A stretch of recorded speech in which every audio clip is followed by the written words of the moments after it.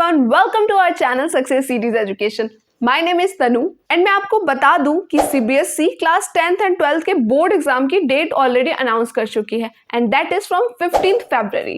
ऐसे में स्टूडेंट्स के पास काफ़ी कम टाइम बचता है प्रिपरेशन करने के लिए, इसलिए मोस्ट ऑफ द स्टूडेंट्स अपनी फाइनल प्रिपरेशन स्टार्ट कर चुके हैं, अपना final revision and previous year solve करना स्टार्ट कर चुके हैं. ऐसे में अगर हम बात करते हैं मैथ्स की, तो मैथ्स में फुल मार्क्स स्कोर करना काफ़ी ईजी है. अगर हम अभी भी एक प्रॉपर स्ट्रेटजी के साथ अपनी प्रिपरेशन स्टार्ट करें एंड पेपर अटेम्प्ट करते टाइम कुछ चीज़ों का ध्यान रखें तो डेफिनेटली हम फुल मार्क्स स्कोर कर सकते हैं. अब आप प्रिपरेशन के लिए मेरी 45 days class 10th maths board exam वाली वीडियो देख सकते हैं, बट इस वीडियो में बात करने वाली हूँ कि पेपर अटेम्प्ट करते टाइम आपको किन चीज़ों का ध्यान रखना है या किन फैक्टर्स का ध्यान रखना है. So without wasting any time let's start the video. तो फर्स्ट थिंग इज प्रेजेंटेशन.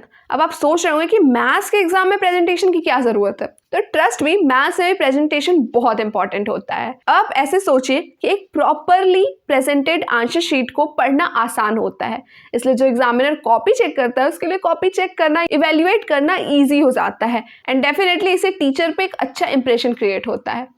आपको ये याद रखना है कि जो टीचर कॉपी चेक कर रहे होते हैं बोर्ड एग्जाम में, वो बेसिकली 1000 ऑफ कॉपी चेक कर रहे होते हैं एंड ये उनके लिए काफ़ी टायरिंग होता है.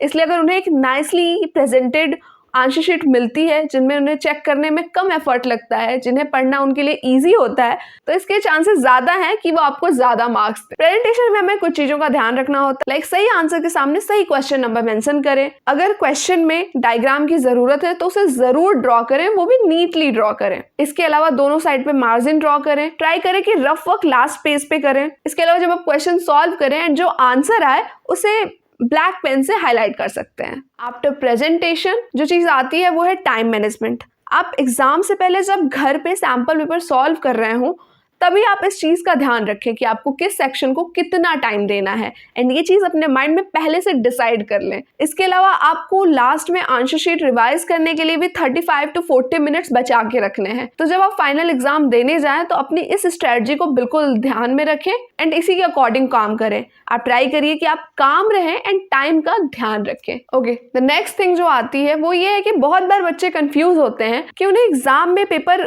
स्टार्टिंग से अटेम्प्ट करना है, मतलब फर्स्ट क्वेश्चन से या लास्ट क्वेश्चन से. इसका आंसर थोड़ा सा डिफरेंट होगा. आपको पेपर हाईएस्ट स्कोरिंग सेक्शन से स्टार्ट करना है, लेकिन तभी जब आपको लगे कि आप उसमें पूरी तरह से कॉन्फिडेंट है, आपको लगता है कि उस सेक्शन के क्वेश्चंस आपको अच्छे से आते हैं. तो अगर ऐसा नहीं है तो आप फर्स्ट क्वेश्चन से स्टार्ट कर सकते हैं. ऐसा कहा जाता है that first impression is your last impression, और हमें इस बात का एग्जाम में काफ़ी ध्यान रखना है कि अपने आंसर शीट के फर्स्ट पेज को हमें बहुत ही अच्छे से लिखना है, बहुत नीटली लिखना है एंड क्वेश्चन जो हमें बहुत अच्छे से आता है उसको लिखना है, ताकि जब एग्जामिनर आपकी कॉपी चेक करना स्टार्ट करे तो फर्स्ट पेज को देखते ही उसे ऐसा लगे दैट इस बच्चे को चीज़ें आती हैं एंड ये मार्क्स डिजर्व करता है. ओके, इसके बाद जो चीज़ आती है वो ये है कि क्वेश्चन पेपर में कई बार ऑप्शंस में क्वेश्चंस आते हैं, मतलब 2 क्वेश्चन दिए हैं, उनमें से आपको कोई एक ही अटेम्प्ट करना है. अब होता ये है पेपर में कि बच्चे अच्छे से क्वेश्चन पेपर पढ़ते नहीं हैं एंड इस चक्कर में वो दोनों के दोनों क्वेश्चन सॉल्व करके आ जाते हैं एंड इससे लास्ट उनके पास टाइम नहीं बचता, उनका टाइम मैनेज नहीं होता एंड जिन क्वेश्चन को सच में करना चाहिए वो छूट जाते हैं. इसलिए आपको मेक श्योर करना है कि आप पेपर बहुत ही केयरफुली एंड ध्यान से पढ़ें एंड इसके अलावा क्वेश्चन पेपर पढ़ते टाइम ही आप ट्राई करिए कि आप डिसाइड कर लें कि आप 2 ऑप्शन वाले क्वेश्चन में से कौन सा अटेम्प्ट करने वाले हैं. इससे लास्ट में आपका काफ़ी टाइम बचेगा. Next tip is very very important. Exam में क्वेश्चंस में कई बार ऐसा होता है कि हमें यूनिट कन्वर्जन की ज़रूरत होती है. अब स्टूडेंट्स क्वेश्चन को अच्छे से नहीं पढ़ते हैं एंड इस चक्कर में वो यूनिट कन्वर्जन करना भूल जाते हैं या ध्यान नहीं देते हैं. इसके चलते पूरा मैथड सही होने के बाद भी क्वेश्चन का सॉल्यूशन गलत हो जाता है एंड हमारे मार्क्स कट जाते हैं. इसलिए आपको ध्यान रखना है कि आप क्वेश्चन को बहुत अच्छे से पढ़ें एंड यूनिट कन्वर्जन का बहुत ध्यान रखें.